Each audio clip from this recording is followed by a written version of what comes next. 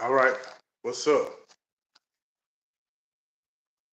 So before we get into this video, we're reading Dion Fortune, Psychic Self-Defense. All right, I just want to say that psychic attack is not just like some big, it don't have to be some big, scary, horrible thing. It could just be as simple as somebody saying you're not worthy, or somebody saying you're not beautiful, or somebody saying you suck at something, not in a playful way, but like they actually mean it, or somebody saying something like I just can't stand you, and I just hope that nothing ever works out for you. Just it could be simple stuff like that. It don't have to be some big horrible thing. I just want to put that out there first.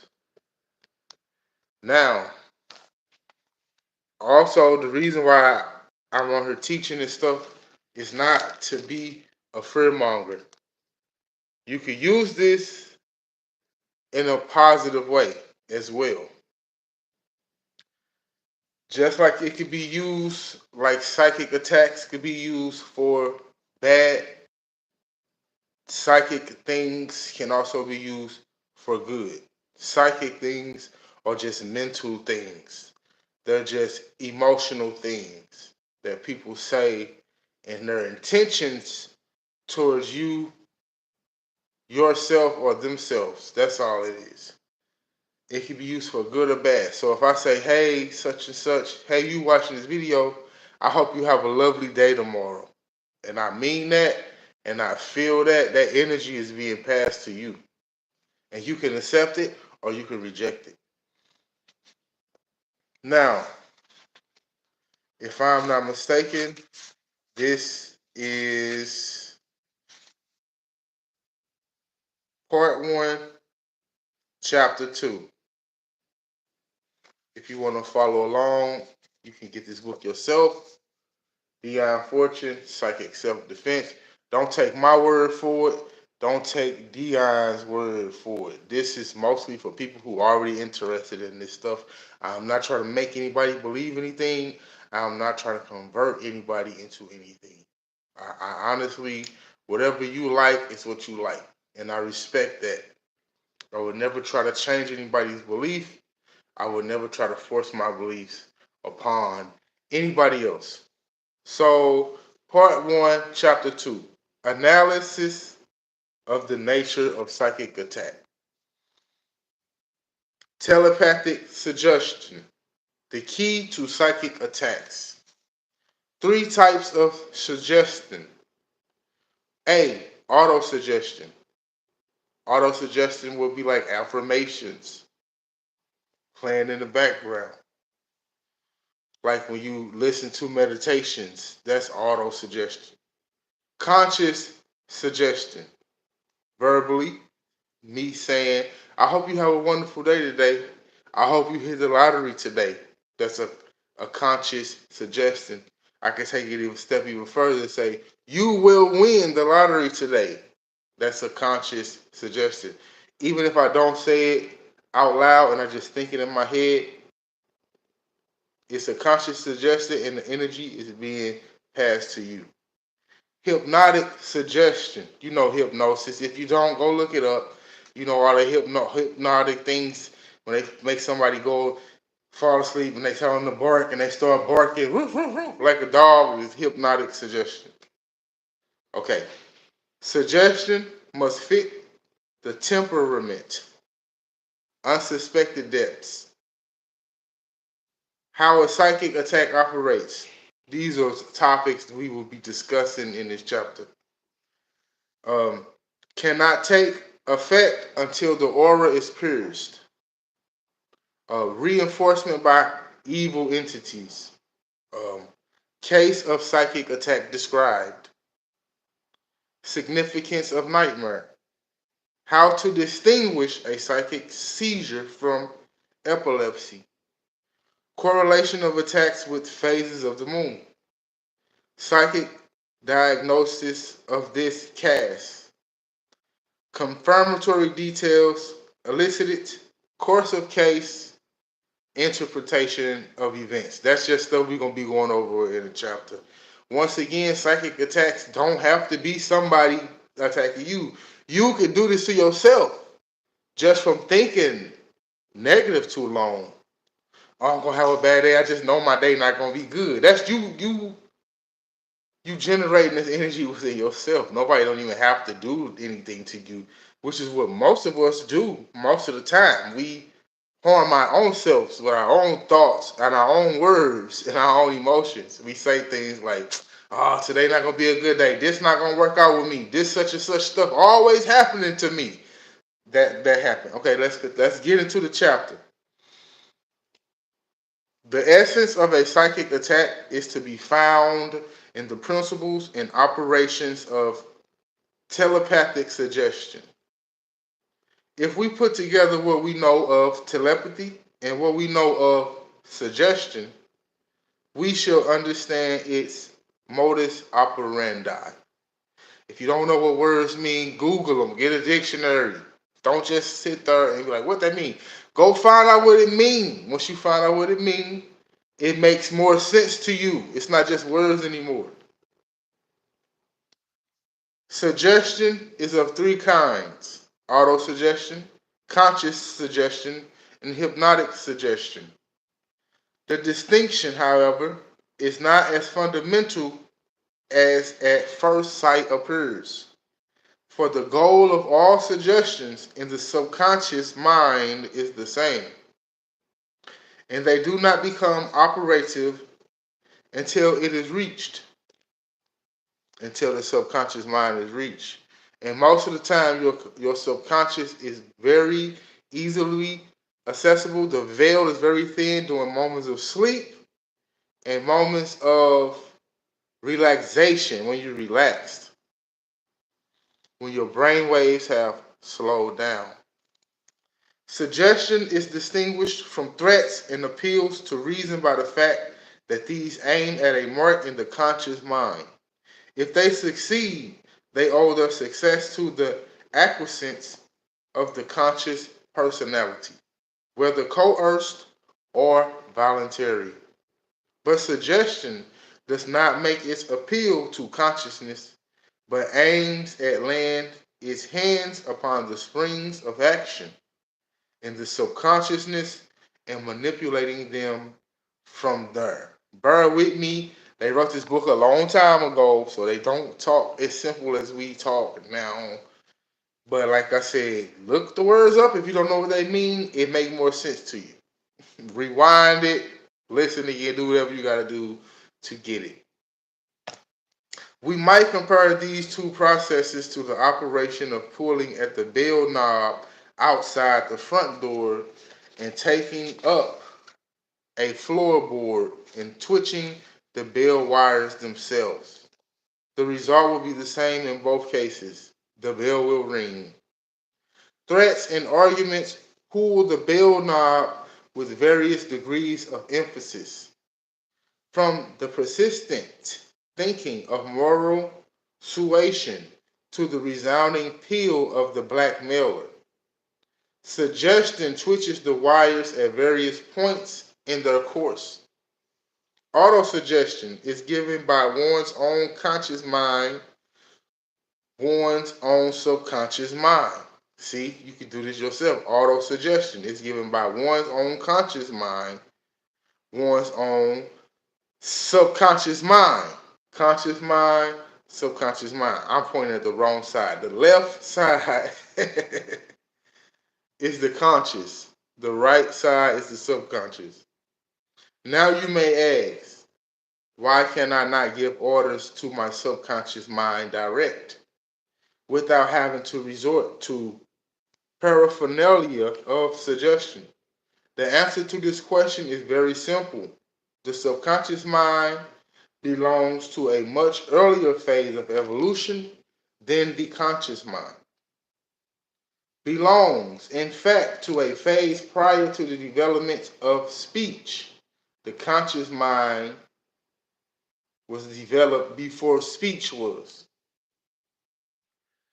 Like, for example, when you was a baby in your mother's womb, your subconscious mind was being developed before you could even speak. Your conscious mind was too, but the we get the point. The conscious mind is for all the logical stuff, the speaking, the making of sounds, the thinking part. The subconscious mind is the deeper part, the emotional part, the feeling part, the imagination part. You was doing all that before you was speaking, before you could speak. Okay, to address it in words. Therefore, it is like speaking to a man in a language he does not understand. In order to deal with him, we must have resort to sign language. So, it is with the subconscious mind. It is no use to say it. Do this or don't do that.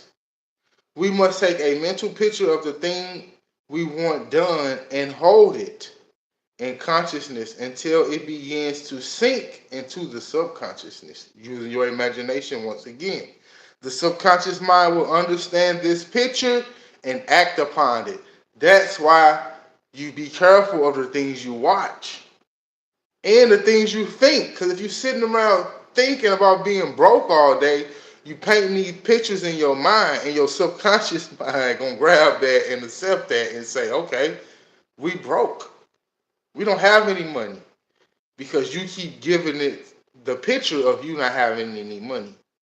So start giving it a picture of you having money, or you having love, or you having peace, or you having health. The actor who wishes to cure himself of stage fright will fail to do so if he says to his subconscious mind, don't be frightened. I'm taking notes myself.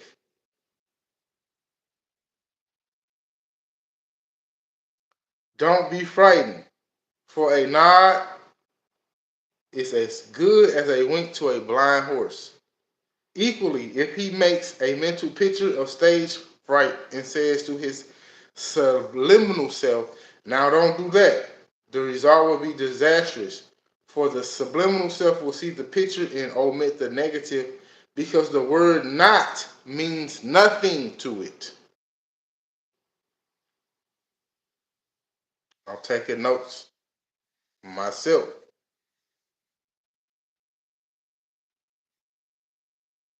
In order to handle the subconscious mind effectively, we must make a mental picture of the thing we want done and hold it in mind by repeated applications until the subconscious begins to be influenced and takes up the task of its own accord. So if you want to be confident in something, don't say, oh, I am. I mean, you can say I am confident because if you keep saying it, that picture gonna start generating in your head. But don't say stuff like, "Oh, you need to be." Don't be not confident because the word "not" means nothing. The subconscious mind don't understand all that. It only understands pictures. The reason why we do affirmations is because if you do it enough, if you keep saying, "I am wealthy," "I am wealthy," "I am wealthy," "I am wealthy," your imagination gonna start imagining pictures of you being wealthy, and your subconscious mind gonna grab that. It's not so much about grabbing the words. Remember, these are languages that we created, but the subconscious mind already had a language before we created it, before it created us.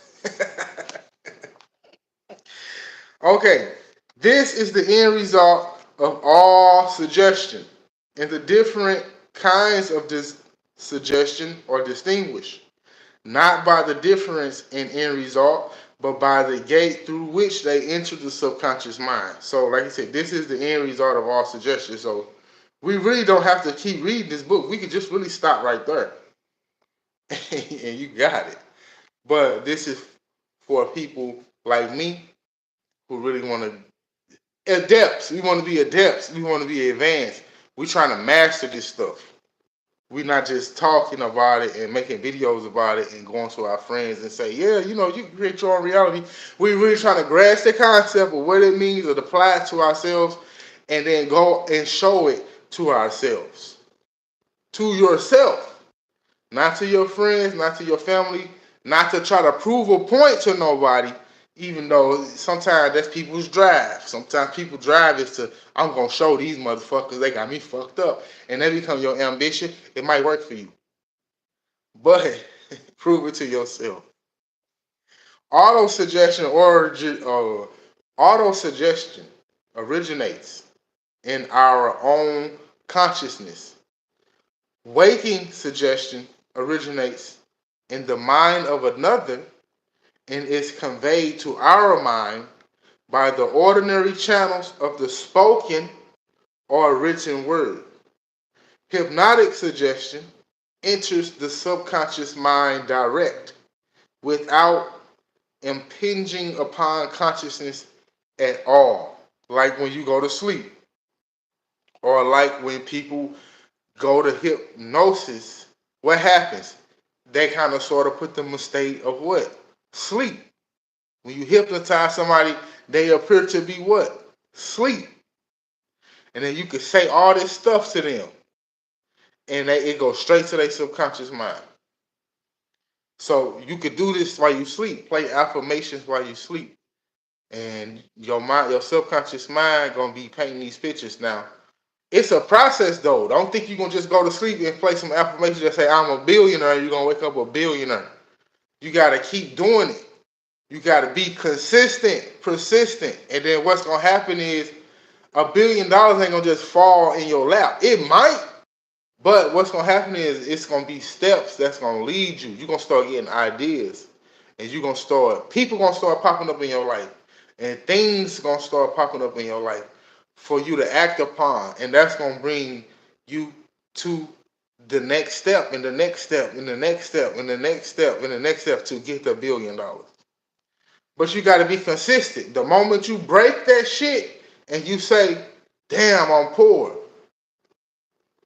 you just fucked up the shit you was doing. But the good news is, whichever side has the most momentum wins. So you don't have to be concerned about fucking up. It's okay to fuck up. It's okay to make a mistake.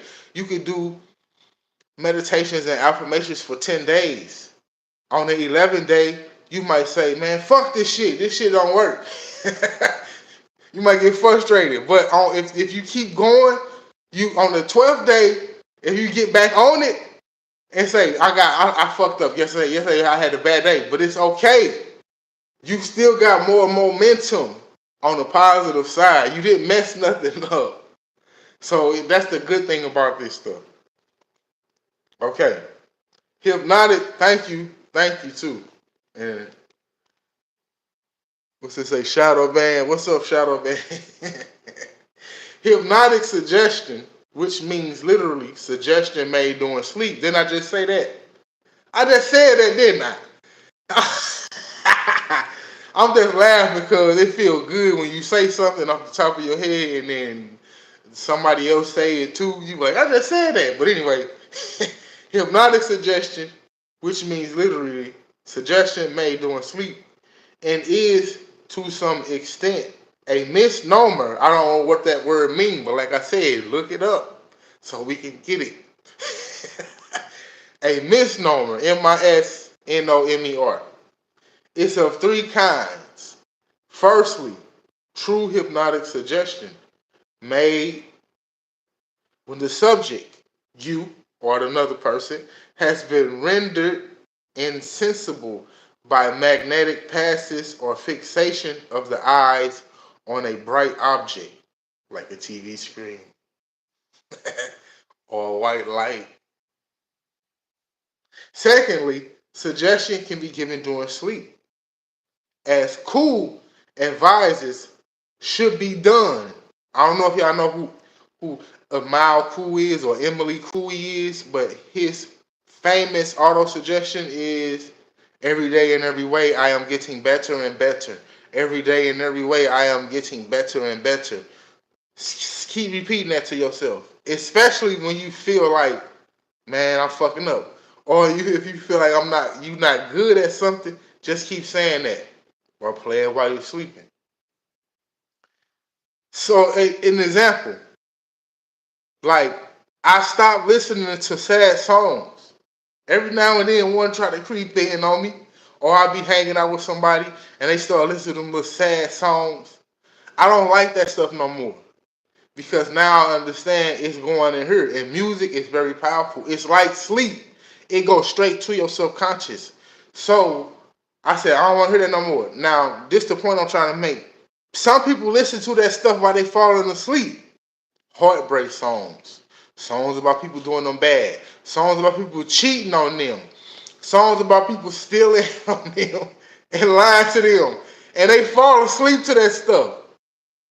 Do you understand what's happening to your reality when you do that? It's gonna manifest in your life, and you gonna be like, "Why does stuff keep happening to me?" And then when somebody like me come and try to tell you, it's because you keep listening to that shit. It's because you keep watching that shit. You gonna say, "That motherfucker crazy," but it's okay. I have accepted the fact that people might call me crazy. But the good news is, since we all awakening and evolving, it won't last much longer. And if it do, it's gonna be a group of people who think I'm crazy, and it's gonna be a group of people who think I'm not. And I am okay with that now. Okay, let me finish what I was saying. Secondly, suggestion given during normal sleep as cool advises should be done with children. In my opinion, a most undesirable proceeding. And thirdly, telepathic suggestion.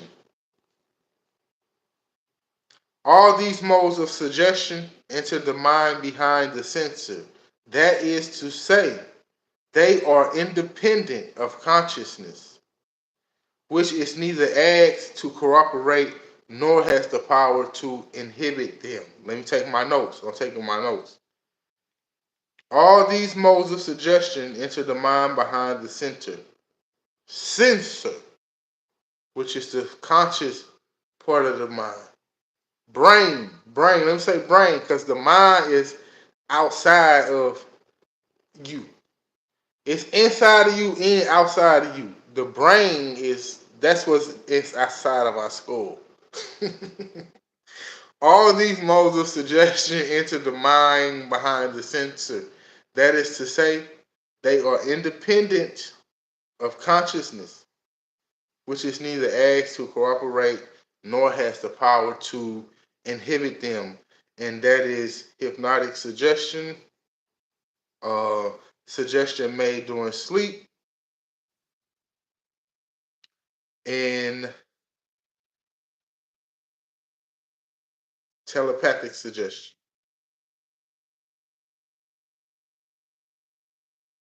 Make two into one. Yes. Make it whole. So you want to take your subconscious mind, brain, and your conscious brain, which is one, but we separate it because sometimes we either be too logical or too illogical when we should have a balance between the two and keep them whole. So if you have a dream, let's say you have a dream about a man and a woman fighting each other. That is your spirit, your higher self, telling you that you need to balance your masculine and feminine energies within yourself. But it's not about people fighting each other. If you, let's say you have a dream that you fighting your baby mama, or you fighting your mama, or you fighting your teacher, or you fighting your daughter, or you fighting that girl around the corner, or you fighting somebody from the opposite gender that you don't even know who the hell they is. That is your own brain trying to communicate with you, telling you that your two hemispheres are not cooperating with each other. It's not to be afraid of. It's to take advantage of. It's to wake up out of your sleep and say, damn, I just had a dream that I'm a man, that me and some woman was fighting. Okay, I know what that means. That means I need to get my shit together. Because my two hemispheres are not in harmony with each other. They trying to, one is trying to be more dominant than the other when they need to work together. In most cases, Suggestions made in this way are never recognized as coming from outside, but are only discovered after they have matured in the subconsciousness and are beginning to take effect. We do not see the invisible seed that has been sown in our mind by the mind of another.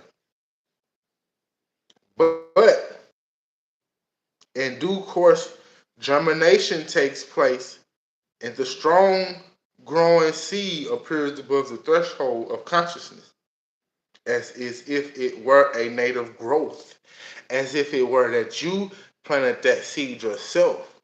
So, when people talk about the higher powers that be, the so called higher powers that be, because they ain't no goddamn higher powers than me. The so called powers that be, this is what they do.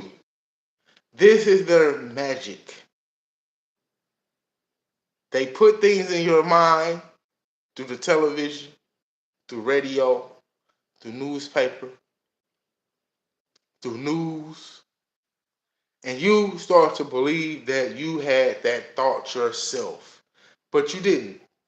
Somebody else planted that thought in your brain, but you can take action and you can pluck those seeds out, and you can plant the seeds you want to plant. And it's not some hard, difficult task. It's just reminding yourself that I am in control of what I think and what I feel. It's just that simple.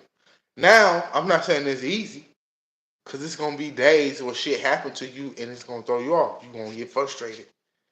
Something going to piss you off. And you will say, fuck this shit. But it's okay. All you got to do is get mad, get angry, and then say, that's right. Oh, that's right. I am in control of my thoughts and my emotions, not nobody else. And the more you practice that, the better you get, the stronger you get. The more push-ups you do, the stronger you get. The more mental work you do, the stronger you get. The more emotional work you do, the stronger you get. So be easy with yourself. Don't be hard on yourself. It's a day-by-day process. This ain't about jumping. They say quantum leaps. Quantum leaps do happen, but that's extreme. Let quantum leaps happen naturally. Don't try to force them. The skillful suggestionist always aims at making his suggestions harmonize with the bias of the personality. Remember, suggestions are just words, thoughts, and feelings. So when you hear me say suggestion, just replace it with words, thoughts, feelings, images, pictures, imagination. For if they do not, the established subconscious complexes will expel them before they have time to strike root. So, if I say that in easy terms, the skillful person, the adept, always aims at making suggestions harmonize with who they naturally are. For if they do not, the established subconscious, that deeper part of your mind, brain that you don't see, like you see your conscious. Let me go back to what I just said because I'm moving too fast. The deeper part of your subconscious mind you don't see as easily as you see your conscious will expel that thought, feeling, or imagination before it has time to take root. So if you make $2,000 a month, people hate that I show my Pisces a lot and I stay in theta state. So nothing makes me mad. It took a year and a half of fasting, fruit, meditation, sleeping with affirmations to beat my thoughts. That is correct, Shadow Band. That is absolutely correct. You get it. It's a practice. You have to do this over and over and over and over and over again. And you are correct. The fact that you stay calm irritates people.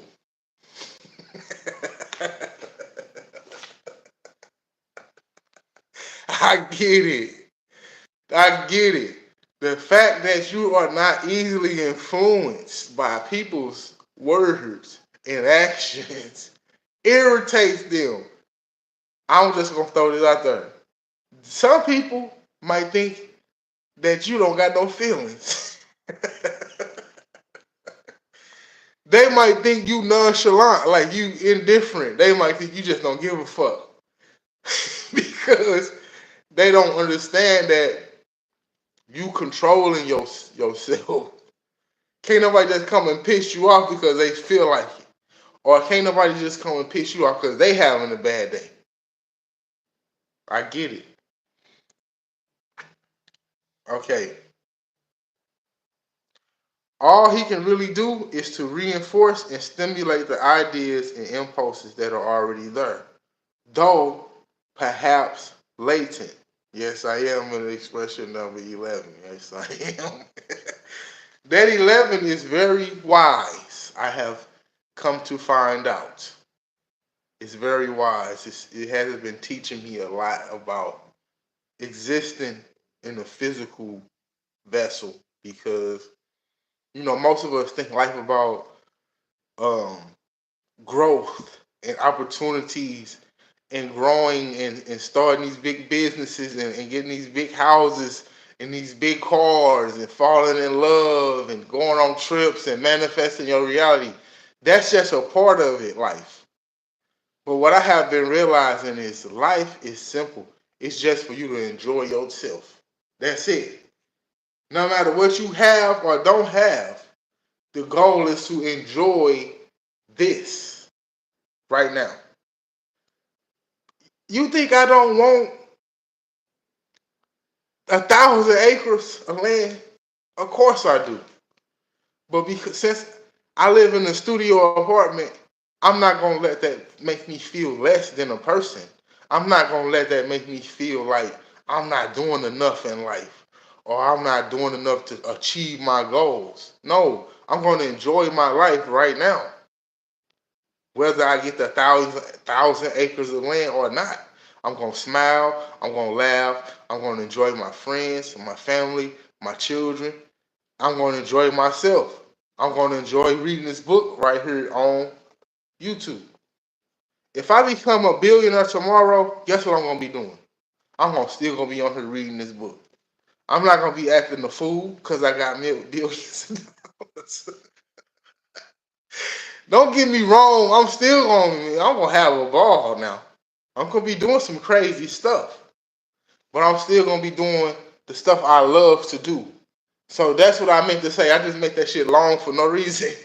What I really meant to say is life is all about doing what you love, whether you making money or not. Just do what you love, and you're gonna have a good time. The reason why people be so stressed out and depressed and frustrated because they not doing the stuff they love. They waking up in the morning, going to places they don't want to be to make money, which you should do. I'm not telling you don't do that. All I'm saying is if when you come home from work, do something you love. Don't just come home and think about how messed up your day was and then go do the same thing tomorrow. Do something you love and you're gonna feel better. You're gonna be like, I feel good and I feel good now. And then you wake up in the morning, you keep doing it over and over again. After a while, you're gonna feel so good, you're not gonna even that stuff not gonna bother you more. And then that's when your reality gonna start changing. And no one will know, but there will be signs. Yes, yes. So we don't really have to say nothing. We can really just sit back and enjoy the show. I just do this because I like it. It's fun to me. I like talking about this stuff. I have since I was a child. And I'm grateful for YouTube because it gives me an opportunity to do this. I know people got a lot of negative stuff to say about social media and 5G and frequencies, and I'm not saying that they wrong. I'm just saying I'm grateful that I got a platform to do this on. Said, nah, I feel like teaching all the time. Okay, see, that's something you want to do. That's life. That's life for you. Whether you got billions of dollars or $1, teach because you like teaching. Okay, let's go back. The skillful suggestionist always aims at making his suggestion harmonize with the bias of the personality.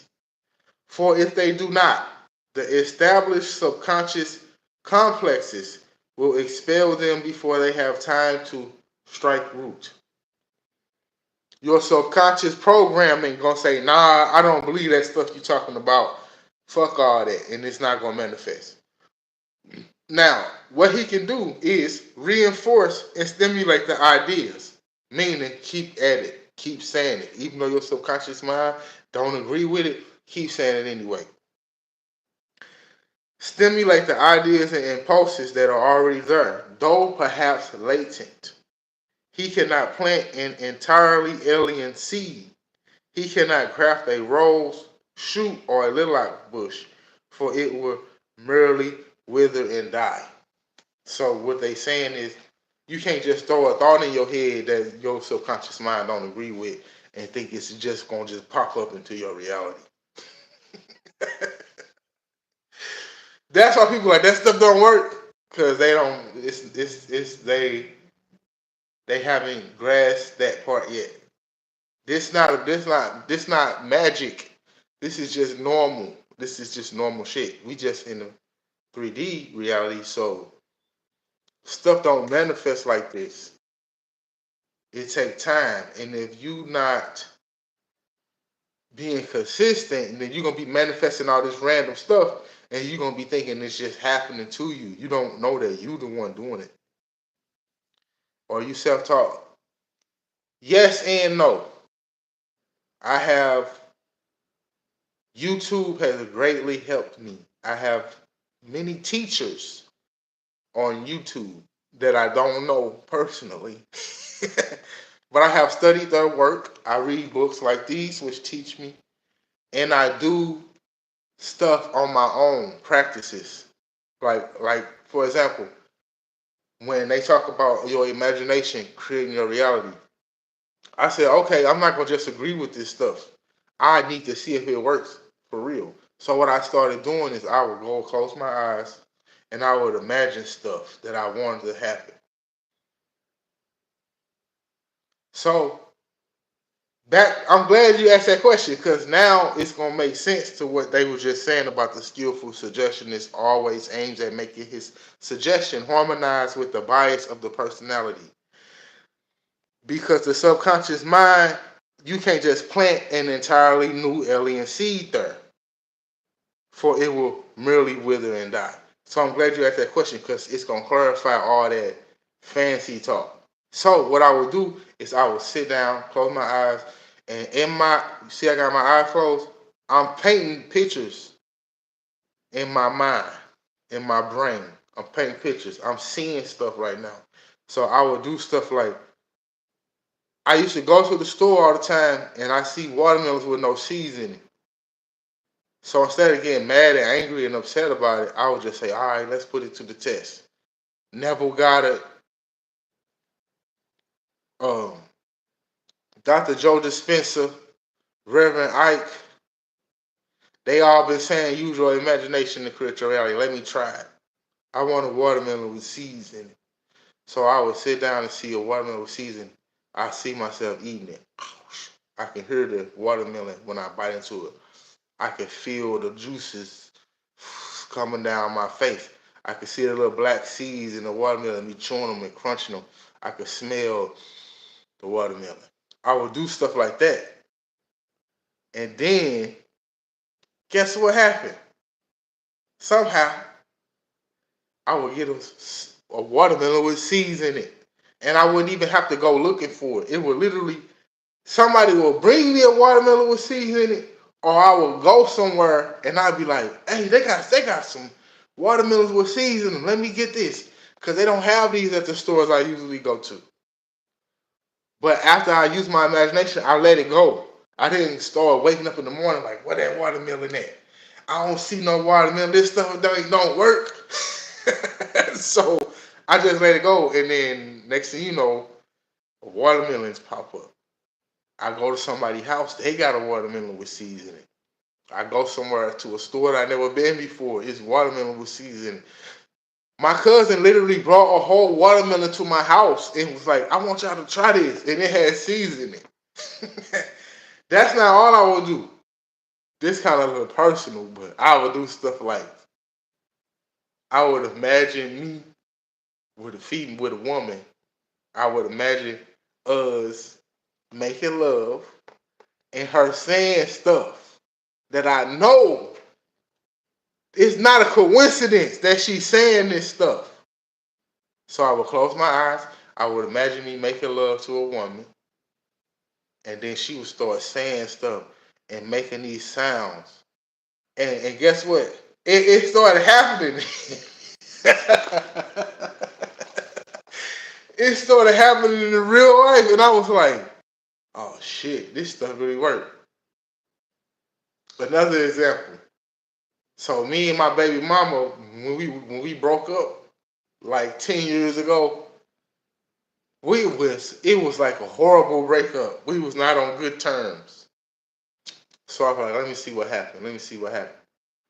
I'll say like 6 or 7 years later, when I really started getting into this stuff, I imagine hearing her saying, "Hey, baby daddy, I miss you," and stuff. And she started doing it and for real. And I was like, wait a minute. I'm like, okay, so now I got something from myself. I didn't get this from a book. I didn't get this from a YouTube. I experienced this on my own. So I would say yes and no, I am self-taught. But what I was saying was I made it harmonize with my personality. I didn't go crazy and see myself with 10 million watermelons with seeds in it. I just saw one. I didn't even see the whole watermelon. I just saw me eating a piece of watermelon. See what I'm saying? Because to my subconscious mind, that makes sense. My subconscious mind, like we don't have plenty of watermelons with seeds in it. So that makes sense. So my subconscious mind accepted it and it manifested it to my reality. Now if I would have went crazy and I would start thinking about having a watermelon truck, my subconscious mind would have been like, "What is you talking about? We don't have watermelon trucks. You've never had that." So what you could do is build upon it. And said my subconscious mind would reject that. It's like you ain't got no goddamn watermelon truck. And then it would manifest. So what you could do is you could build upon it. You can see yourself with one watermelon.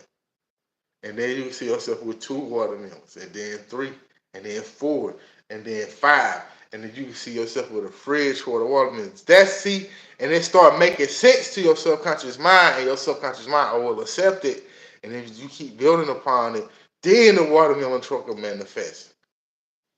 But we be trying to go from making $1,000 every 2 weeks to making $1,000,000 in a month, which can happen, and it does happen.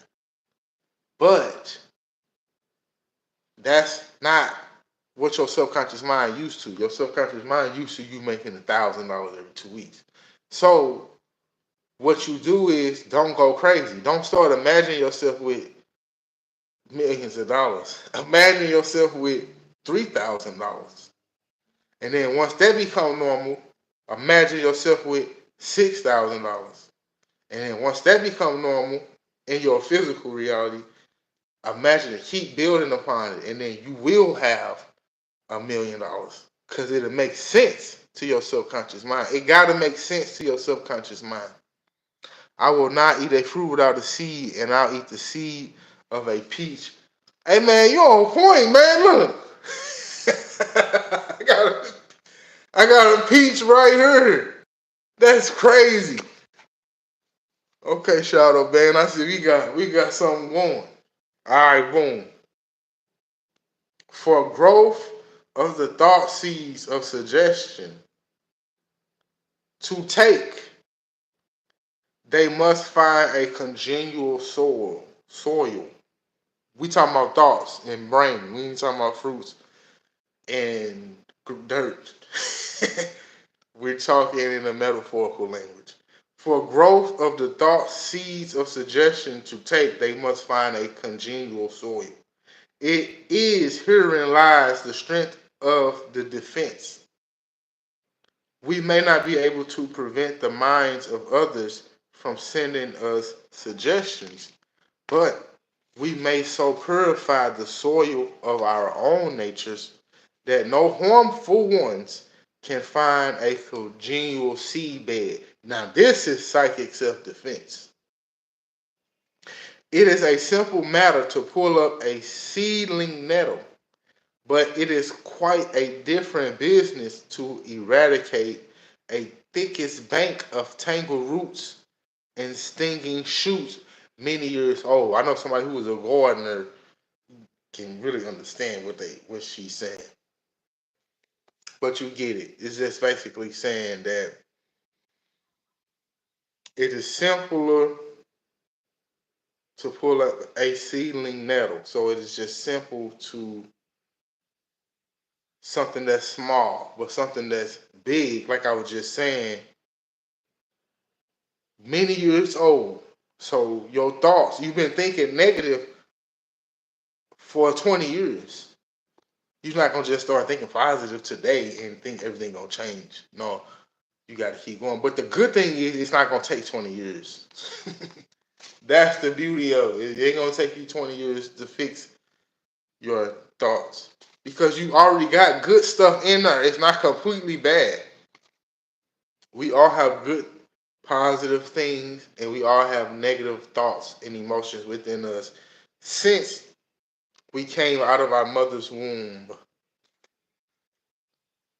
It has been said, and not untruly, that a person cannot be hypnotized into doing anything which is contrary to his real nature.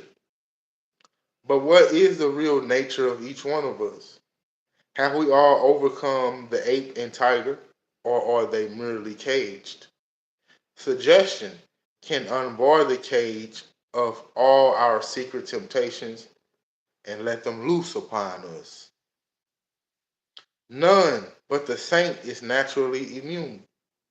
It is possible to reduce anybody to anything provided suggestion has unchecked scope for a sufficient length of time.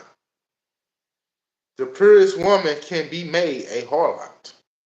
The noblest man a murderer under certain conditions. We all know this to be true. Knowledge is necessary to protect, and it is that knowledge which I intend to give in these pages. Let us now consider exactly how a psychic attack operates. In the realms of mind, there is neither time nor space as we understand them. I do not propose to argue this statement philosophically, but state it as a fact of experience which anyone who is accustomed to operating on the inner planes will have shared. If we think of a person, we are in touch with that person. If we picture them clearly, it is if as we were face to face with them. If we picture them vaguely, it is if we saw them in the distance. Yeah, I know that's true. You done thought about somebody and you see them like they there in your room. Think about somebody right now. If you think about them vaguely, clearly, you can see them like they there. It's like transparent, translucent, but it's like they there, they image there. Being in the mental vicinity of a person, we can create a thought atmosphere by dwelling upon certain ideas in connection with him or her. This is how spiritual healing is done. This is what all the so-called, not so-called, this is what all the Christs were doing. Buddha, Jesus, Krishna, Heru, all the people you heard doing all these magical healings. That's what they was doing. mental stuff, emotional stuff. See, because you could even say the mental part would be the conscious and the emotional part would be the subconscious. You put them, you use both of them, put them together. You put the masculine and the feminine together as one whole, and that's how you get power. But we be trying to separate it. We be trying to pick and choose sides. But you are both. You are masculine and feminine. No matter what vessel you chose to be in. I chose to be in the masculine vessel, but I am masculine and feminine. I cannot get rid of neither one. I can't just wake up in the morning and say, I don't want this side no more. It don't work like that.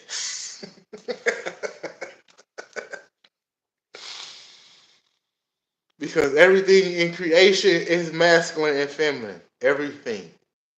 Show me one thing in creation that's not masculine and feminine. You can't do it.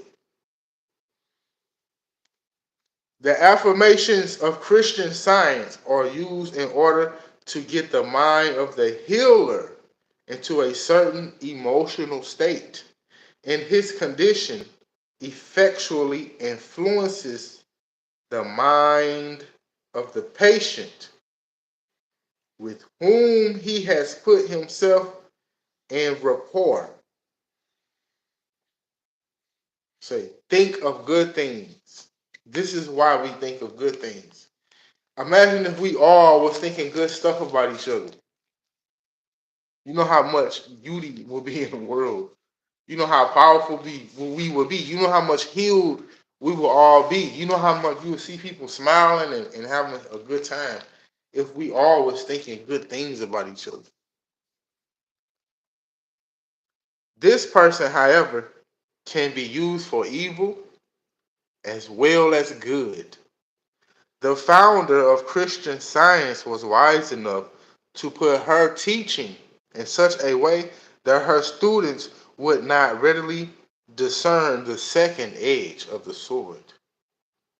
As long as the world in general was ignorant of the powers of the mind, it was better that nothing should be said by those who knew, because the knowledge, if spread about indiscriminately, might do more harm than good.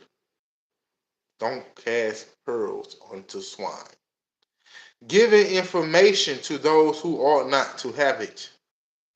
But now that so much is generally known and even practiced concerning the powers of the human mind, it is as well that the real facts should also be known and the whole matter brought out into the open. And as far as lies in my power, and as far as that lies in my power, I am prepared to do this. And I agree. Me too. I am prepared to help people protect themselves from these mental and emotional vibrations. Because you deserve it. We all deserve it. I'm taking notes right now. I know even when I used to read the Kabbalion, it used to say don't talk to people about this stuff. But now we have to, because it's so many people know about it now. It's not like back then it was only like a select few, a real secret society. But that didn't mean evil. That just meant it was only a small few of people who knew about this stuff. But now it's starting to become more broad. And it's not even about just it becoming more broad. It's that people starting to think so negatively now. You have to protect your. I don't want to say it like that because you are protected. It's best to know this stuff to protect yourself, not only from people, but from yourself too, because you can do this to yourself as well.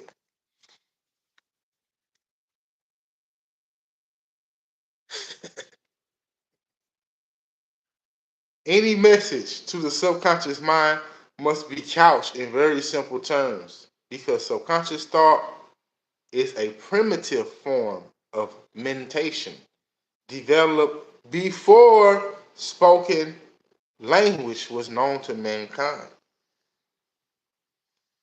So back to the affirmations. They work. Yes, they work. But your subconscious mind don't need words. It don't need them. All it needs is emotions and images. Do perfectly fine. Just see yourself as a millionaire. Hear people saying stuff like, you look good today. Hear people saying that to you. Like, close your eyes right now. Practice this. Close your eyes and hear people saying, you look good. You look healthy. I've been seeing you lately. You doing good. I can see you doing good in life. Hear that. And people going to start saying that to you for real, for real. And you're going to start doing stuff to manifest the people saying that stuff to you. Like me. People used to call me fat, black, and ugly. I didn't care. I just stopped. It was like, I'm not finna entertain that stuff. I'm finna do me. And I'm finna work out. And I'm finna shave and get liners. And I'm finna get out in that sunlight and sweat and do my push-ups and my ab core workouts. And then people start saying stuff like, I can see you look different now. See what I'm saying? It went from people saying me I was fat, black, and ugly to people saying you look different to people saying you look good. You so handsome.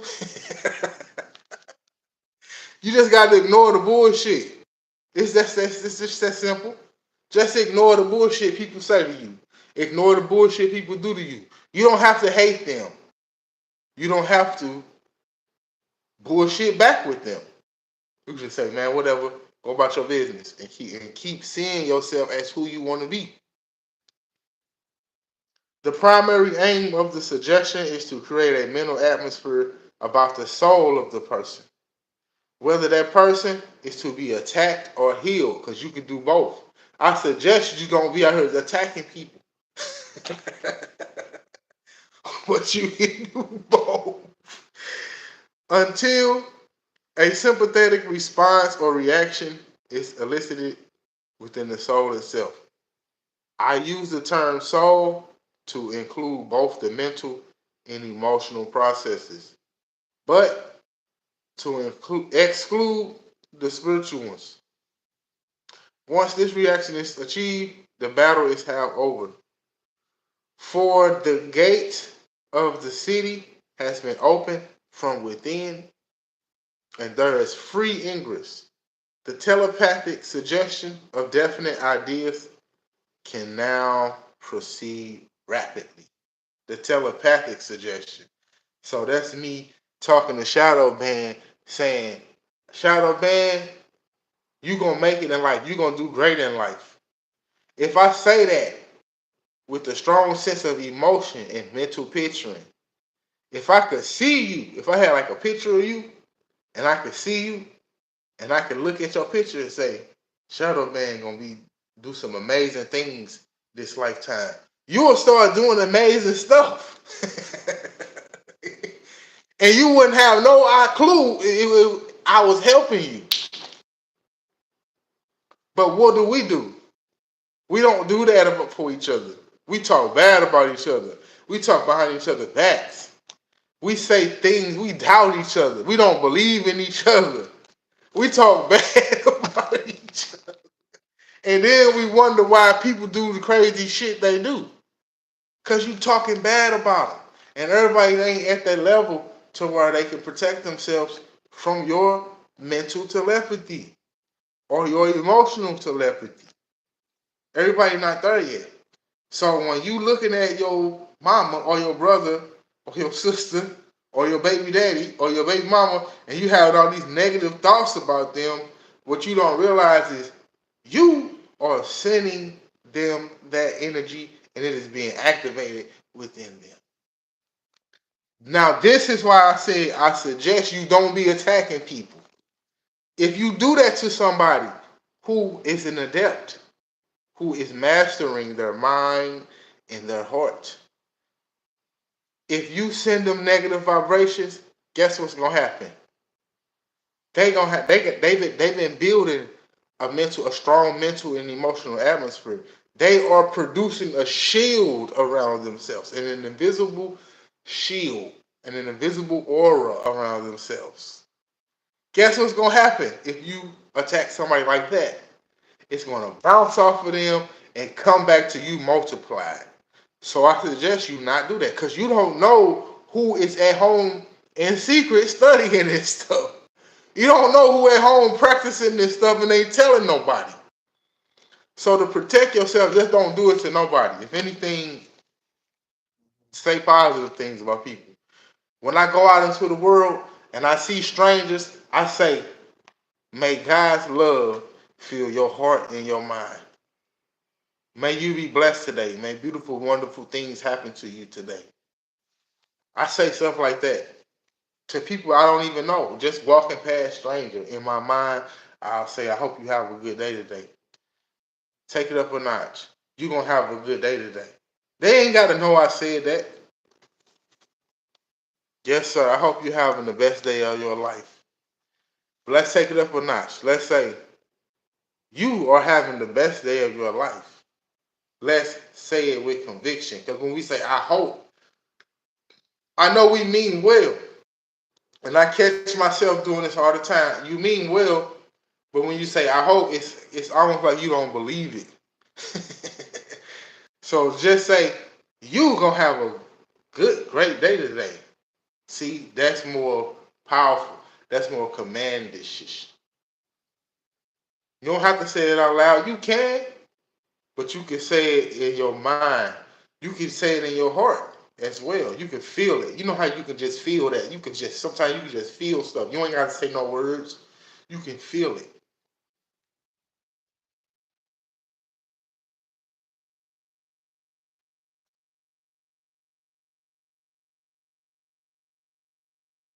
It is this point which is the critical one in any occult attack. Up to this point, the defender has the advantage. If he has sufficient knowledge, the knowledge I hope to make available through this book, he can, without any undue exertion, retain the advantage indefinitely and wear his attackers down, even if unable to meet them on their own ground of occult knowledge. There is nothing in this world or the next world that a hypnotist can do with a person who keeps his nerve and won't pay attention to your bullshit. Didn't I just say that? You can't fuck with somebody who don't give a fuck about your bullshit.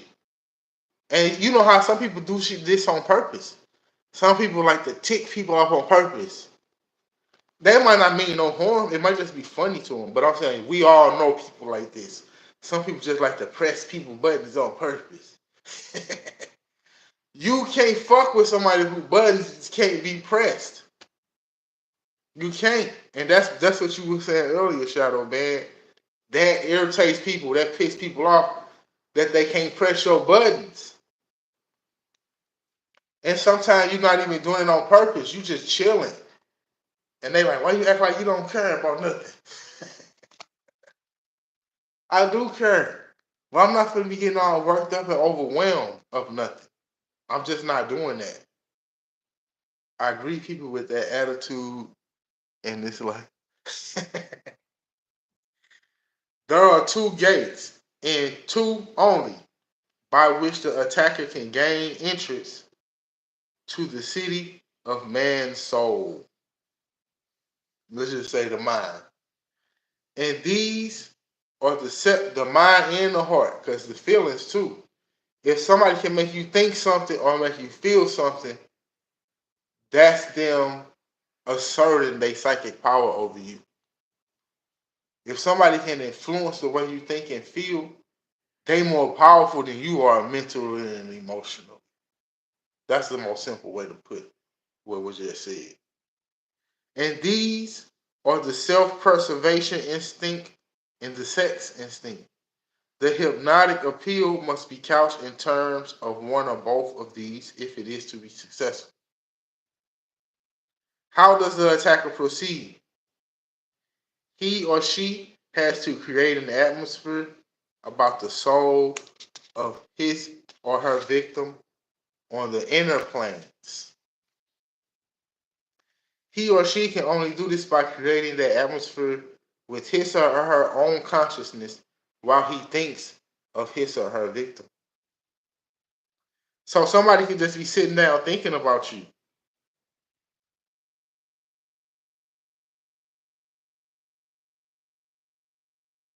If he wants to perform a psychic murder, he must fill his own soul. That's another reason why he should do that. He must fill his own soul with the rage of destruction until it overflows. If he wants to perform a psychic rape, he must fill his soul with lust and cruelty. The cold rage of cruelty is essential to effectual operations of this nature. Now, what happens when he does this? He has sounded a ringing keynote in the abyss. It will be answered. All beings who have this keynote for the basis of their nature will respond. Dart Uriel and Azrael and Ammon on the wing and will join in the operation. But they do not operate direct upon the victim. They work through the operator. It is like the old game of nuts and may, in which the one who is sent to fetch her away is gripped round the waist by the leader of a chain of supporters. The real pressure comes on his own abdominal muscles, as anyone who has played the game will remember. That's an old ass game. I don't know what the hell they talking about. And when the magical operation is over, what then? Will the operator be left to enjoy his victim in peace? Is it likely? This is the mystical basis of the story of Faust. The devil might not be willing, but anxious to enable Dr. Faustus to win Margarita. But he came for his soul at the appointed time. We may also remember that if Margarita had not responded to the lure of the jewel song, she would not have fallen a victim. The weak spot in the defense was, after all, in her own nature. So even though I don't know what the hell they talking about, I understand that part. The weak spot in the psychic defense was not because the other person was stronger than her psychically. It was because of her own nature. She fell for the lure of the jewel song. If she wouldn't have done that, she wouldn't have been able to be psychically attacked. We have considered the modus operandi of telepathic suggestion in detail because it forms the real basis of every kind of occult attack, whether it be a discarnate entity, a being of another order of evolution, a demon from the pit, or merely the panic-stricken soul of the selfish friend. You got that last part right. The panic-stricken soul of a selfish friend, clinging to the life of form regardless of consequences. In all cases, the opening gambit is the same. Until the aura is pierced, there can be no entrance to the soul. And the aura is always pierced from within by the response of fear or desire going out towards the attacking entity. So once again, your aura cannot be pierced unless from within by your own self from the response of fear or desire going towards the attacking entity. If we can inhibit that instinctive emotional reaction, the edge of the aura will remain impenetrable and will be a defense against psychic evasion as the healthy and unbroken skin is a defense against bacterial infection. It happens sometimes, however, that a rapport has been formed with the attacking entity in the previous incarnation, and therefore it holds, as it were, the key to the postern. Such a problem is a difficult one, and external assistance is needed for its solution. The difficulty is increased by the fact that the victim is often disinclined to allow the break to be made. Being found to the attacking entity, whether discarnate or incarnate. Y'all know what that means, right? Discarnate or incarnate. By bounds of fascination or even genuine infection. Because remember, we are spirits in a physical body. There are spirits that don't have a physical body. So back to the fear shit. Ain't no reason to be afraid of ghosts. Cause you a ghost in the physical body. They a ghost without a physical body. Same shit. I believe it's density levels. Me too. Me too. And I feel like this is one of the thicker ones. But I also feel like we have multiple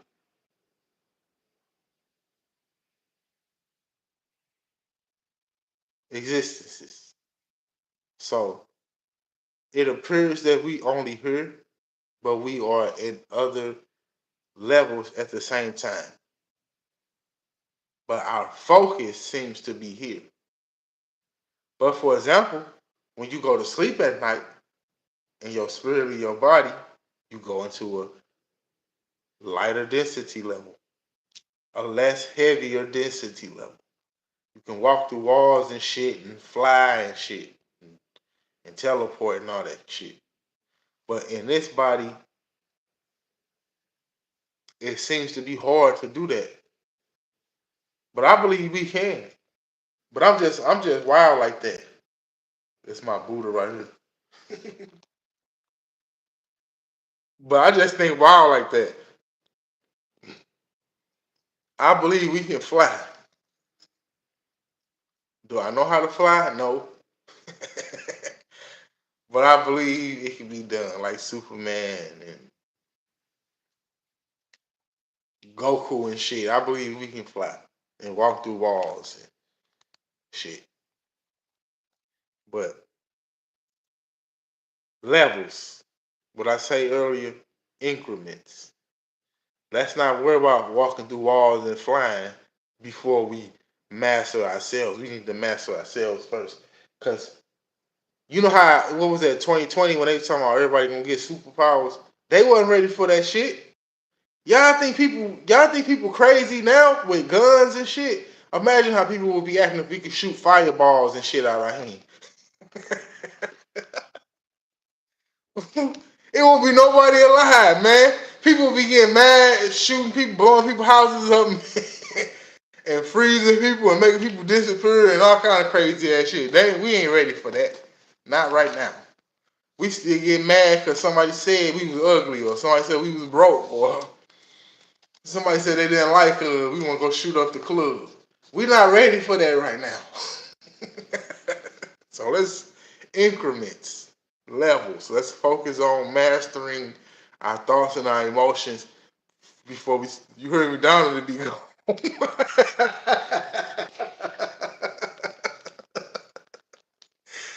Donald Duck would be gone, boy. I'm trying to tell you. Road rage, you like Mario Kart. Now they're acting the fool on Earth for real. It can be way worse than it is. Okay. If we can inhibit that instinctive emotional reaction, like I was just saying, if you can control your emotions, your anger, your frustration, your aura will remain impenetrable and will be as sure a defense against psychic evasion as the healthy and unbroken skin is a defense against bacterial infection.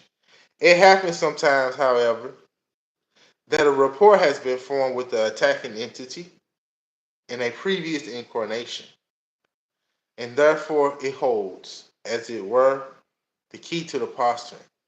Such a problem is a very difficult one, and external assistance is needed for its solution. Meaning you can have someone else help you. You can team up with people, things like that, like the Avengers and the Justice League. The difficulty is increased by the fact that the victim is often disinclined to allow the break to be made. Being bound by the attacking entity, whether discarnate or incarnate, by bounds of fascination or even genuine affection.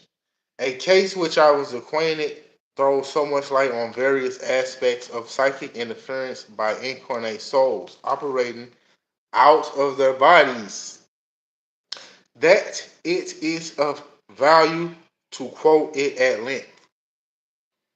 In the summer of 1926, I saw in the papers a short paragraph describing the death of a certain man and his wife, which took place within a few hours of each other. A couple of years previously, I had been consulted by a friend of the wife who was deeply disturbed about the state of affairs and suspected psychic interference. The wife, Miss C, we will call her, had begun to be troubled by nightmares, waking up in a state of intense fear, hearing the echoes of menacing words ringing in her ear. We were just talking about auto suggestion. At about the same time, the husband, Mr. C, developed what at first sight looked like epileptic fits. A careful diagnosis by specialists, however, determined that although epilep- epileptiform, they were not true epilepsy. Epilepsy is due either to congenital tendency, whose nature is not fully understood by medical science, or to some injury or disease of the brain. In congenital epilepsy, the disease shows itself early in life. In fits due to disease, other symptoms are present which can be detected by a physical examination, such as changes in the eye that are revealed by ophthalmoscope, op, ophthalmoscope, ophthalmoscope, if I'm saying that right, ophthalmoscope. The diagnosis can therefore be definitely established. Moreover, there is one sure sign by means of which an epileptic fit can be distinguished with certainty from a hysterical or psychic seizure. She's trying to break down if it was a psychic attack or if it was just a physical disease. So what Dion do is she don't just jump straight forward to psychic attacks. She used all diagnoses, medical diagnoses, mental diagnoses, physical diagnoses before she even considered a psychic attack. Okay, so she basically explained what epilepsy is, which is gonna lead into her next part. Let's just be patient. In true epilepsy, the urine is involuntarily voided in the course of the fit. This is a sure sign, and when it is absent, we are safe in saying that the fit is not epileptic, whatever else it may be. This is a useful point for those who have to deal with the pathologies that afflict the psychic temperament, for they will see plenty of seizures, and a sure method of distinguishing those that are of organic origin is very useful. We must not, however, conclude that all cases of such incontinence are epileptics, for there are many other causes, both organic and functional.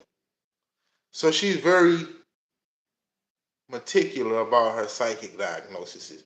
She don't just jump straight in like, oh, it's a psychic attack. She go through all the diagnoses before she even assumes it's a psychic attack. In the case of Mr. C, this cardinal symptom was lacking. The attacks, moreover, always took place in sleep, and it seemed as if they were more of the form of severe nightmare, verging on somnambulism. Somnambulism.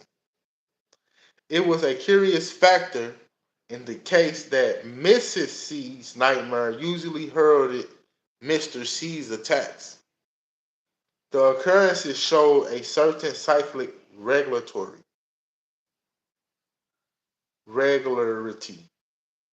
occurring about once a month. In the case of the woman, this will naturally be referred to the 28-day cycle of her nature.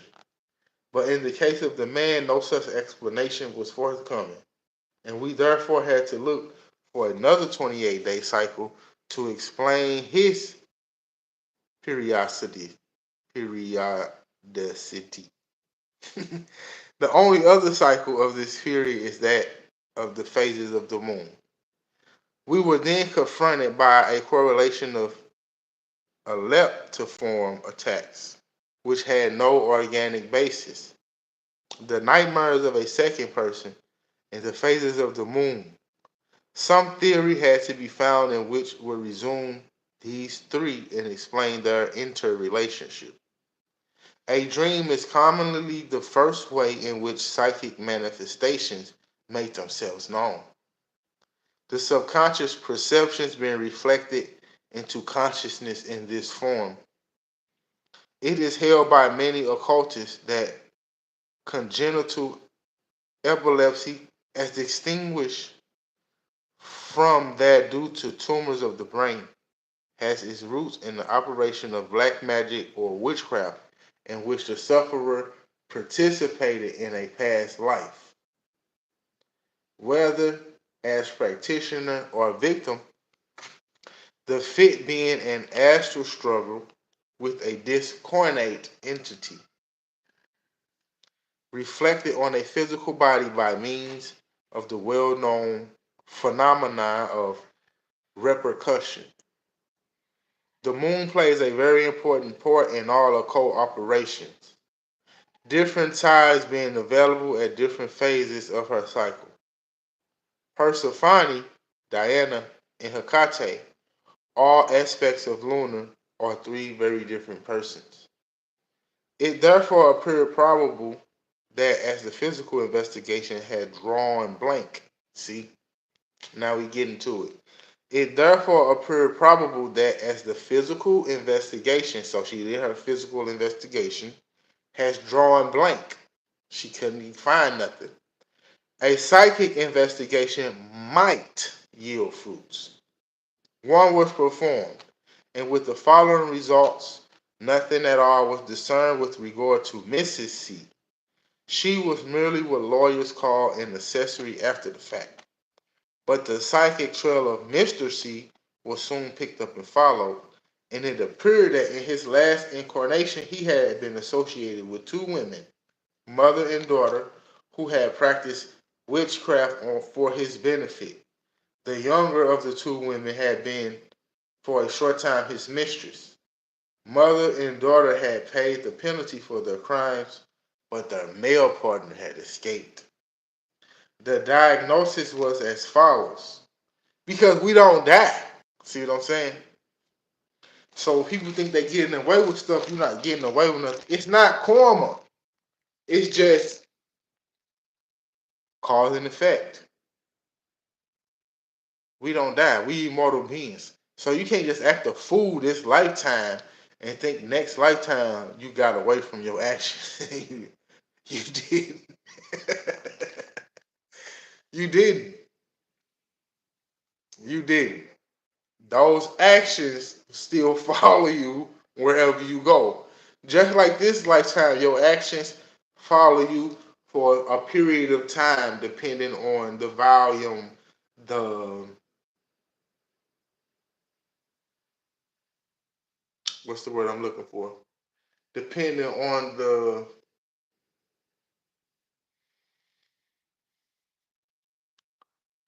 level of cause.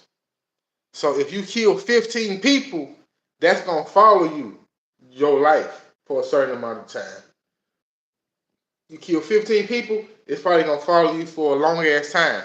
Versus if you kill one person, it's gonna follow you for a little bit, then you're gonna get a turn to repent, ask for forgiveness, be forgiven, learn from your mistakes, then you can move on, serve a little time in jail, move on, change your life. Versus you kill 15 people, you're not gonna all the people not gonna just forgive you that fast. So depending on the level of what you caused, it's following you. Not just this life, but forever. Cause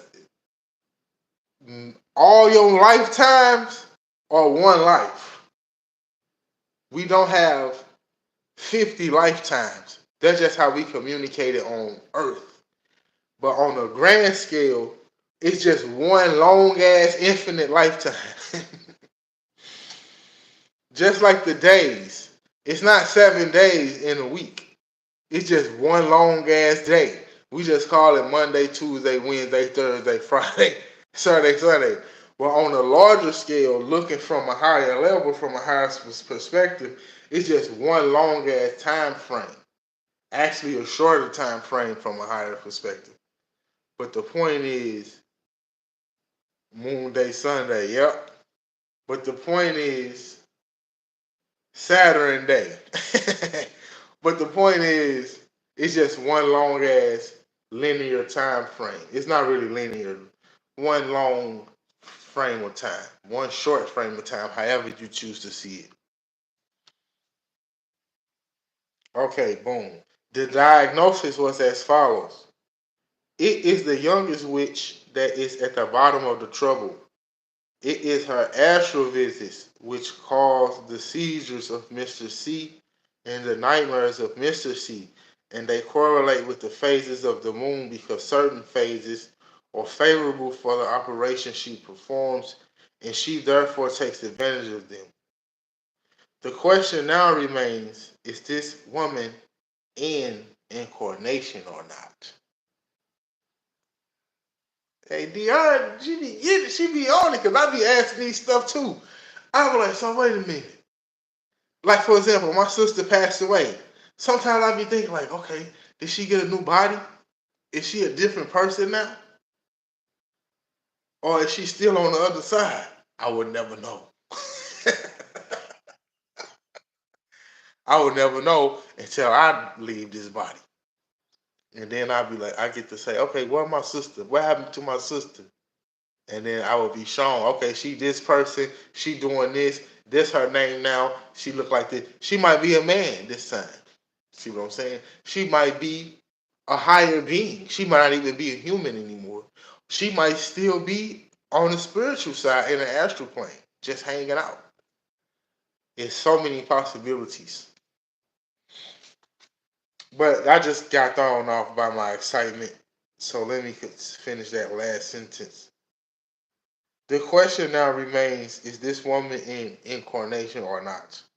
That is to say, is the midnight visit paid in an astral body projected from a living human being or by an earthbound spirit which has succeeded in evading the second death?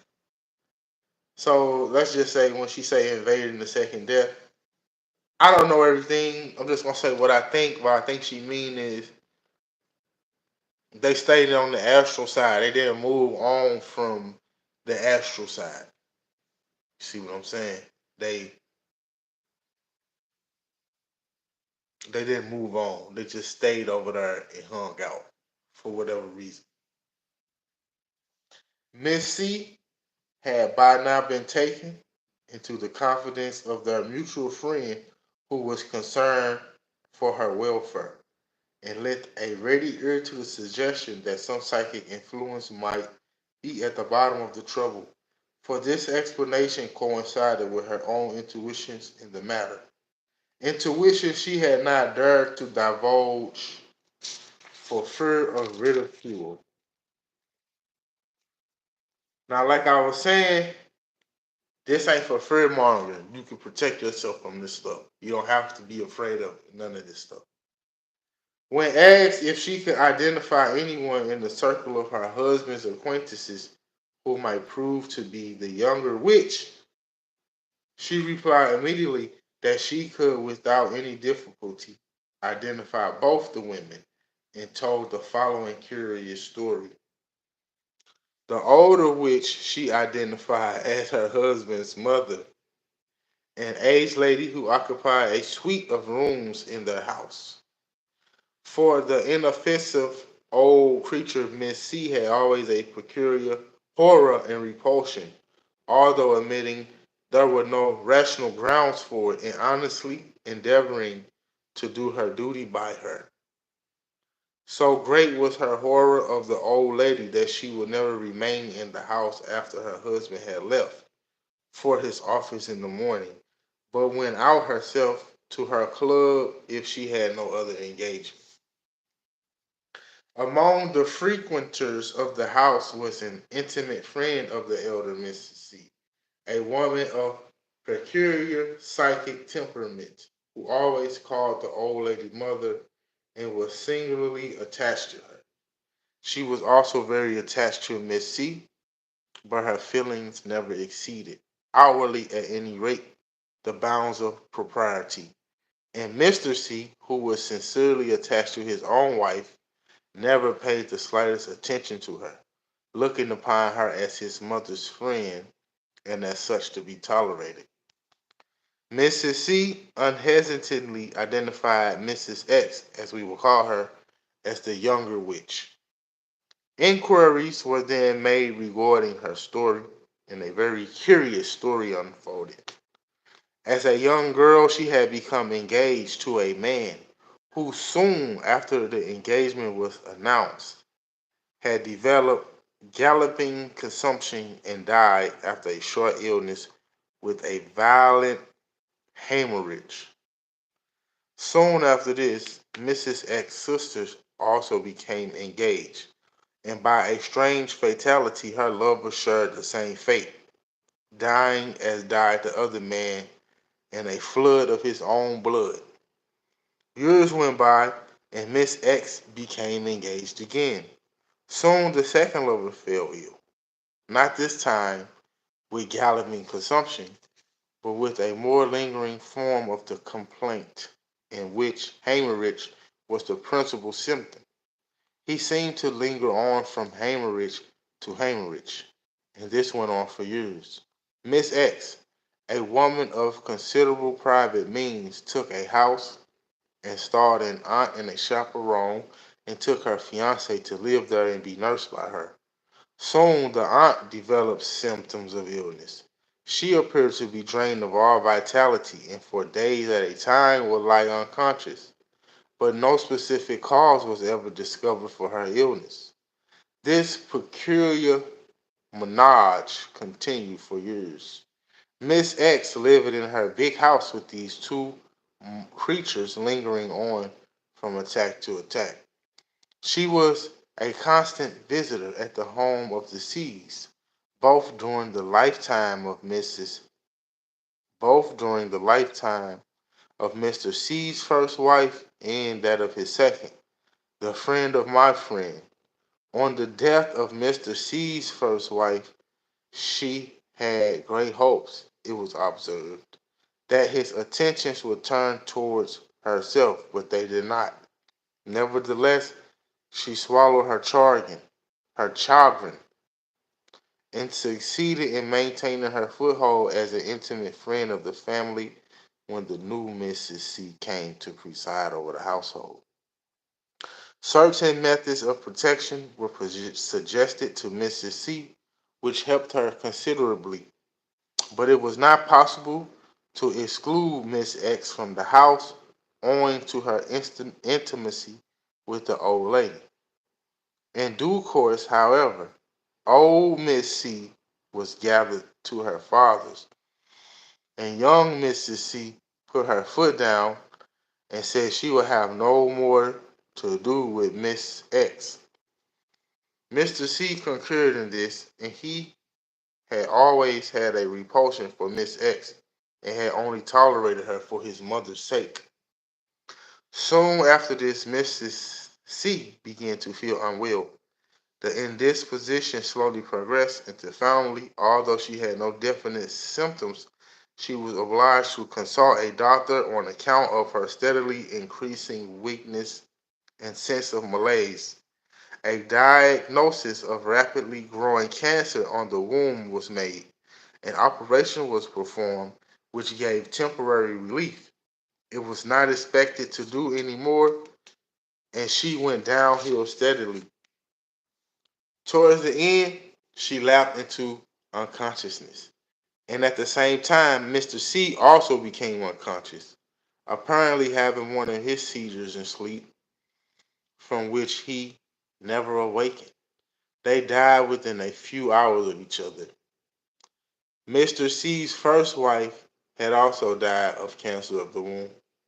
About this time, Miss X's aunt and fiance died within a short time of each other, and the last that was heard of Miss X was that she had been removed to a nursing home in the country with a severe mental breakdown. Taken separately, any of the incidents in this strange, eventful history can be explained away, but taken together, they make a curious story, especially when it's remembered that without any previous information, a psychic investigation had spotted the existence of a person with abnormal faculties who was interested in Mr. C. Cancer is a disease upon which certain occult hypotheses throw a good deal of light. It is believed to be a disease of the etheric double, not of the physical body, and that a cancer elemental is the infective factor. To prove or disprove anything concerning the foregoing story is impossible, but the following occult hypothesis may explain much. If this hypothesis be not accepted, readers may find an interesting exercise for their ingenuity in constructing another that shall explain more satisfactorily the circumstances of the case. Miss X retained subconsciously the knowledge and powers that had been hers during the previous life when she was implicated in the witch cult. She also retained her passion for Mr. C, a passion which was obviously unrequited. She employed her power of projection of the astral power. She employed her power of projection of the astral body to visit Mr. C at night during sleep. In the absence of details, it is impossible to decide definitely whether the fit of Mr. C was a struggle or an embrace. It might be either or it might be both. An initial struggle ending in an embrace. The dreams of Mrs. C obviously related to the same astral visitant who caused the seizures of Mr. C.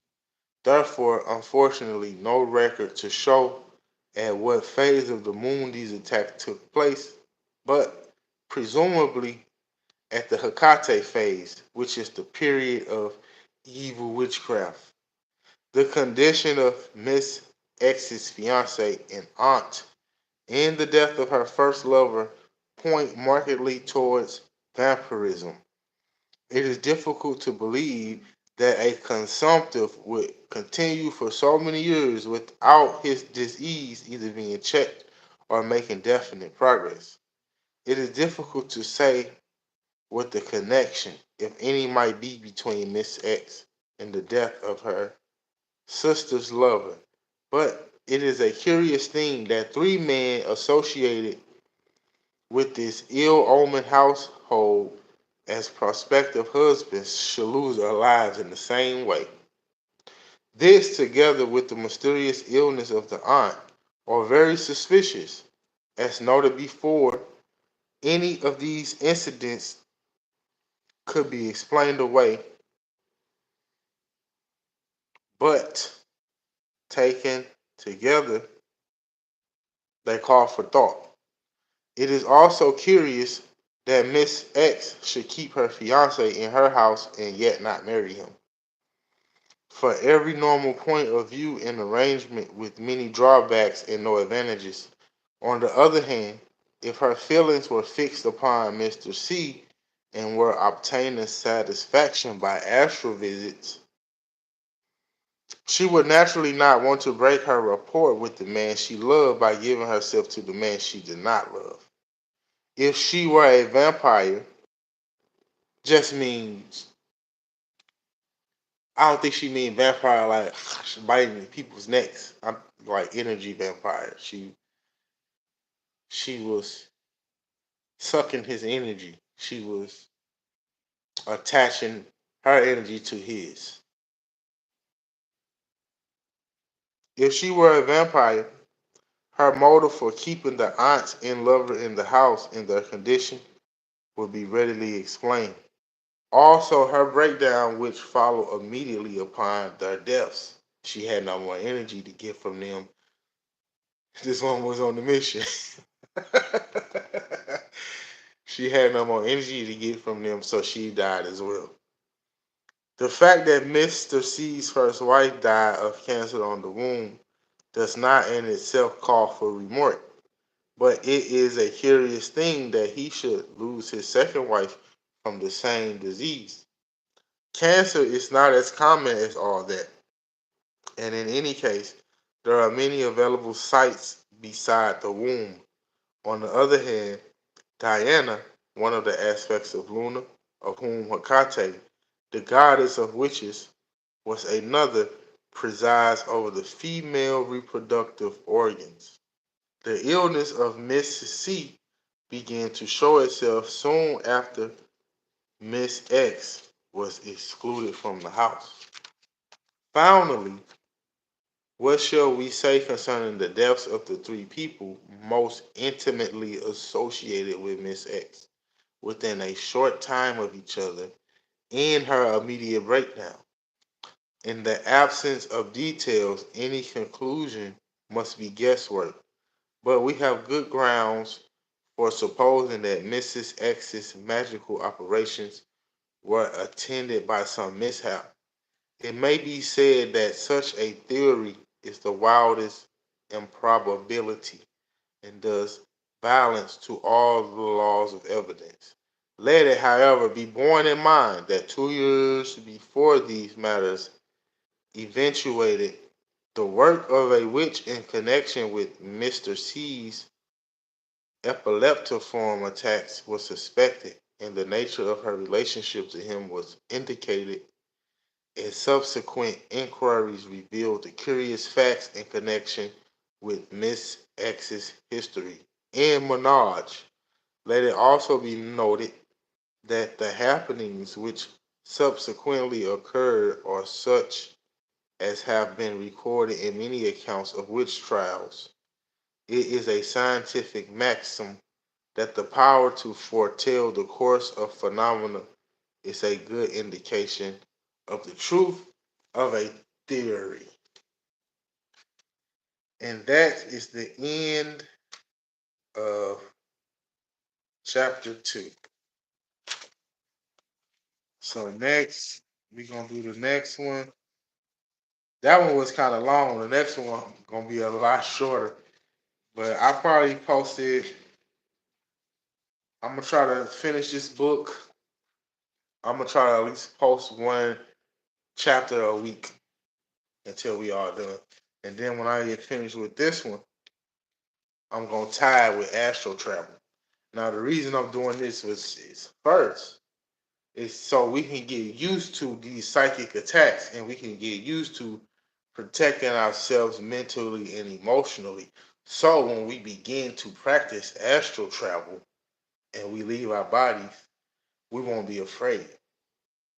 And we will have been building a strong aura, and we will have been becoming familiar with all types of psychic attacks and psychic defense and psychic entities and beings of this world and other worlds. So we won't be afraid when we see them or come in contact with them. And when we begin to astral travel effectively and at will, we can do amazing things. We can begin to heal ourselves more efficiently because we will be deep in our subconscious mind consciously. So we will be able to see all of our traumas, all of our past wounds that we may have forgotten about, things that have happened to us that we may have,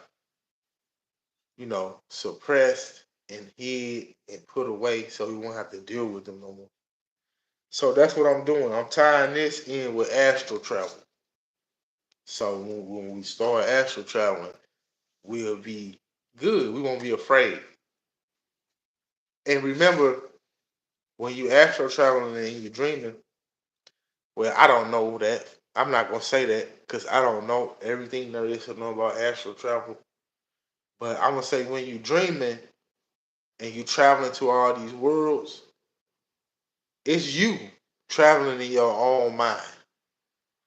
So when you have a dream and you in hell, you're not really in hell. You are in your own mind. You are in a place that you created mentally and emotionally. And you can change these places instantly. So you can be in hell and then you can instantly be in heaven, quote unquote heaven, or whatever that means. Now, when you astral traveling, I don't know. I'm still trying to figure out is when we astral traveling, are we still in the subconscious, or are we actually traveling to different parts of the universe, of the whatever the hell this is? Because that's what I want to do. And when I first astral travel, I told myself, let me be clear, because we astral travel all the time. When we go to sleep, we leave our bodies. Sometimes we remember it, sometimes we don't.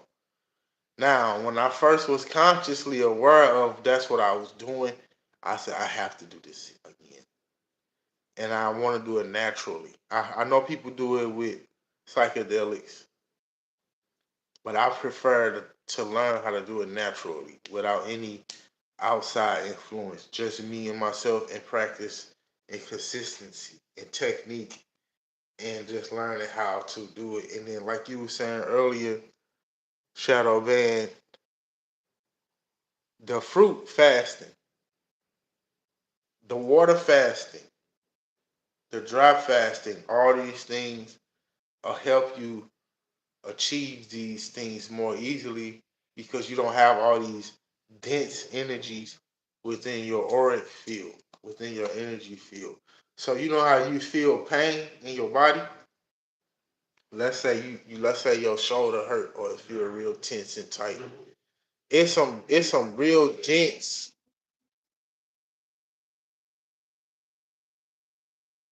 I thought just getting it in.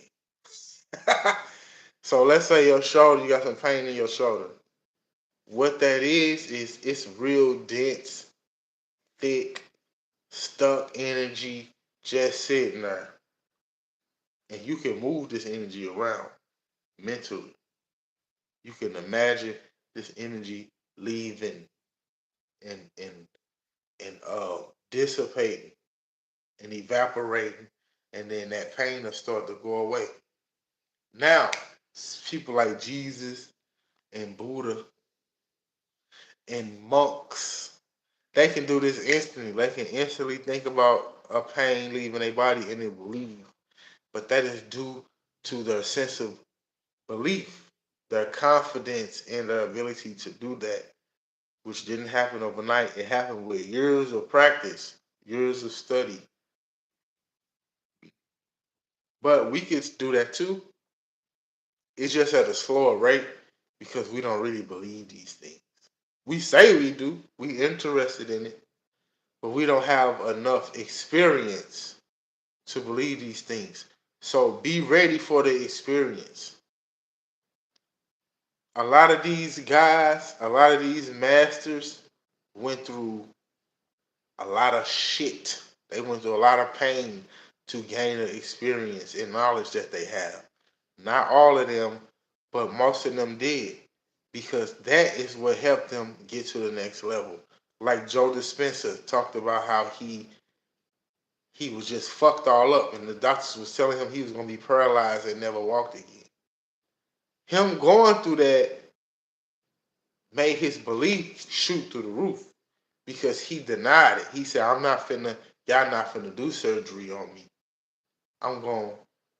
If I'm gonna be paralyzed, whether y'all do the surgery or not, then I would just be paralyzed without the surgery.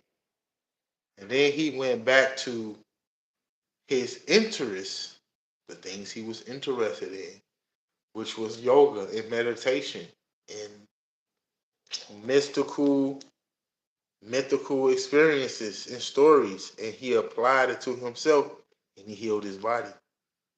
And when he healed his body, his belief shot through the roof because he didn't get it from a book. He didn't get it from a YouTube video.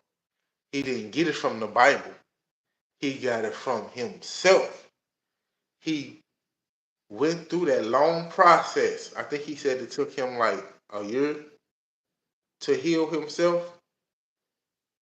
A year.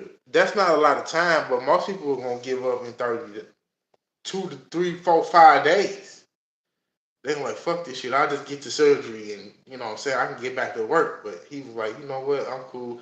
And then he started being grateful for just life in general. It wasn't about what he could accomplish anymore. It wasn't about the goals he could reach anymore. It wasn't about how much money he could make or getting the finest female in the world or falling in love with somebody or having sex or getting a house or a car or whatever. It was just about wanting to see the sun come up. It was just about wanting to get up out the bed and walk. It was just about wanting to just do simple shit. He was grateful for simple stuff. He became grateful for seeing the sun rise. He became grateful that he could walk. This was exciting to him. And he started to heal because of that. It wasn't about all the material stuff we be chasing. Now, don't get me wrong, I love material things.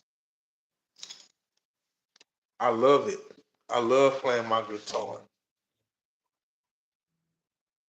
But I'm going to play it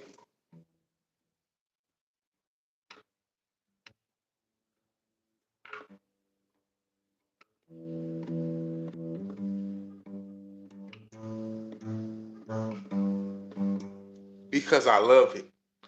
Not because I'm looking for a record deal. Not because the girl's going to be fainting all over the place for me. Even though I'm not saying I never thought about these things. I'm just saying. I play it because I love it. Because I like the way that sounds. I like the way it makes me feel. I don't need nobody in here with me to play this guitar. I don't have to be on the stage in front of millions and billions of people. I do this because I love it.